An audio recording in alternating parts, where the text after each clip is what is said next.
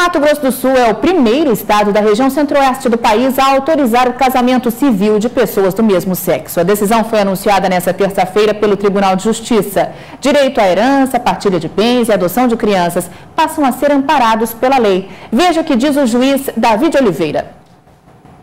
As pessoas poderão procurar os cartórios, fazer todo o processo de habilitação de casamento, tal qual um casal heterossexual faria, um homem e uma mulher, vão até o cartório, fazem a habilitação, aguardam os prazos, juntam os documentos e fazem o casamento. Antes dessa regulamentação, muitas coisas não haviam, tal qual a partilha de bens, tal qual ser herdeiro do outro em caso de falecimento. Então, com o casamento, você vai ter o direito à sucessão, ou seja, a herança, você vai ter o direito ao regime de bens, que você vai poder escolher. No momento do divórcio, será possível se fazer tal qual um casal heterossexual faz, é possível se fazer a adoção de crianças, acrescer o nome do outro no seu nome. Enfim, são mudanças que até um dia atrás ou 2 dias atrás não existiam. Nós acabamos de ouvir aí o juiz Davi de Oliveira falando sobre a nova norma que regulamenta o casamento civil entre pessoas do mesmo sexo em Mato Grosso do Sul. O casamento e união estável foram inseridos nas previsões das normas de serviço da Corregedoria Geral da Justiça. Então, só para reforçar, a partir de agora, casais gays que quiserem oficializar a união não vão mais precisar recorrer à justiça, entrar com processo, fazendo pedido, essas coisas que levam algum tempo. Agora, a união homoafetiva poderá ser oficializada nos cartórios do Estado, com todos os direitos e benefícios garantidos por lei. Mas quais são eles? Vamos falar mais um pouquinho sobre isso? Quem vai nos esclarecer é o presidente da Comissão da Diversidade Sexual da OAB de Mato Grosso do Sul, Júlio Valcanaia. Boa tarde, Júlio. Boa tarde. Então, vamos explicar assim na prática como é que vai ser mais prático esse processo para as pessoas, né? Antes poderia demorar até quanto tempo um processo acionando a justiça? Olha, esse tipo de procedimento que era adotado pelas pessoas que tinham interesse em oficializar a união através do reconhecimento, né, como os casais convencionais ou heterossexuais podiam fazer, através da ação judicial, demorava em torno de 1 ano até um pouco mais que isso. Então, é um prazo bastante longo. Extenso, cansativo, né? E que também contribuía para o acúmulo de processos nas varas de fazenda pública e de registros públicos. Então, hoje, na prática, a partir de hoje, qualquer casal homoafetivo, pessoas, né, do mesmo sexo, tanto 2 homens quanto 2 mulheres, podem se dirigir aos cartórios e se habilitarem como qualquer outro casal. A gente viu o juiz falando questão de herança, de adoção de filhos, né? Tudo isso fica equiparado a como é com todo mundo, né? Mas e no caso da separação, ela funciona judicialmente, funciona da mesma forma, normalmente? Da mesma, Laura. Veja só, esse provimento número 80 do tribunal, ele prestigia, sobretudo, o princípio da igualdade, que é garantido pela Constituição Federal.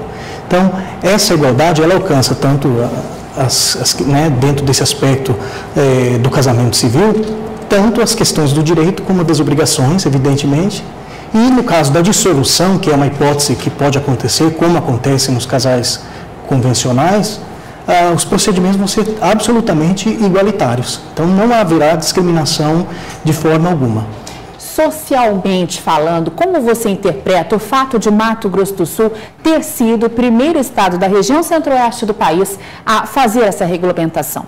Olha, nesse aspecto é importante ressaltar que é um avanço, né, do ponto de vista jurídico, na medida em que está sendo assim prestigiado esses valores que a Constituição estabelece, que é a igualdade, que é o direito à liberdade do cidadão e a dignidade humana. Então, nós entendemos que, do ponto de vista jurídico, o Mato Grosso do Sul sai assim à frente de estados que com mais tradição, que, por exemplo, os estados do Sul, né, que nós temos, por exemplo, o Tribunal de Justiça do Rio Grande do Sul, um tribunal de vanguarda que é seguido por muitos tribunais do país. Então, o Mato Grosso do Sul assim, está dando um exemplo de amadurecimento, de progresso, né, no campo da visão social, estabelecendo, então, um tratamento digno e igualitário para todos, independente de raça, de cor, de sexo, como preconiza a Constituição Federal. Agora uma pergunta mais prática. Quem quiser procurar o cartório deve levar que documentos para fazer a união, o casamento? São os mesmos documentos que são exigidos, né, para as pessoas, os casais heterossexuais. São os documentos pessoais, os comprovantes de residência e alguns outros documentos acessórios. Por exemplo, se o casal já tenha a união estável.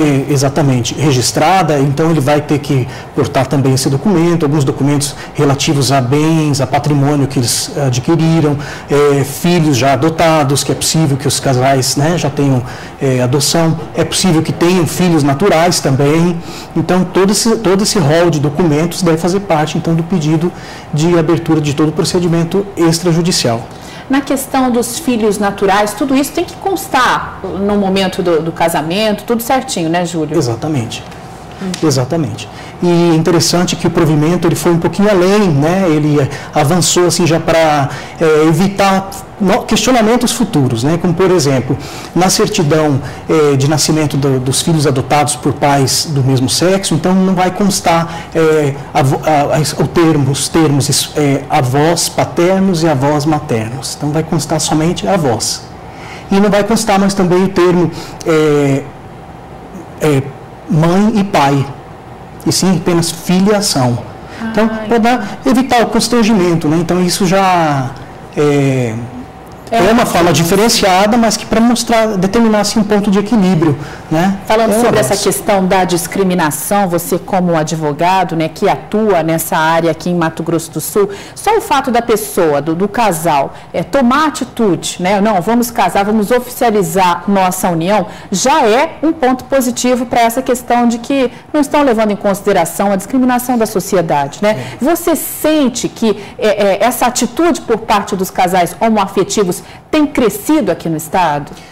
Glaura, nós temos uma demanda reprimida, uma demanda muito grande, e até inclusive isso serviu assim de válvula motora, né, para aprovação desse provimento, na medida em que a visão do judiciário é uma visão assim de atendimento plural, e não mais individualizar as questões, mas pluralizar, para que toda essa demanda possa ser atendida.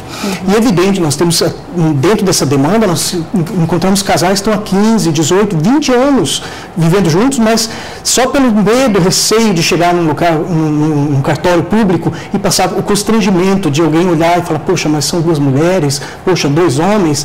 Então as pessoas às vezes abrem mão do direito, da própria dignidade, por questão do constrangimento. Então a gente entende que esse provimento vai assim contribuir muito na superação, na discussão entre família. Isso é muito importante também que se diga, que muitos também às vezes não querem legalizar a relação por não se tornar público, por não afetar, não agredir a moral dos pais, da família, porque muitas pessoas têm, tá vendo, nem a lei está a favor, né? Exatamente.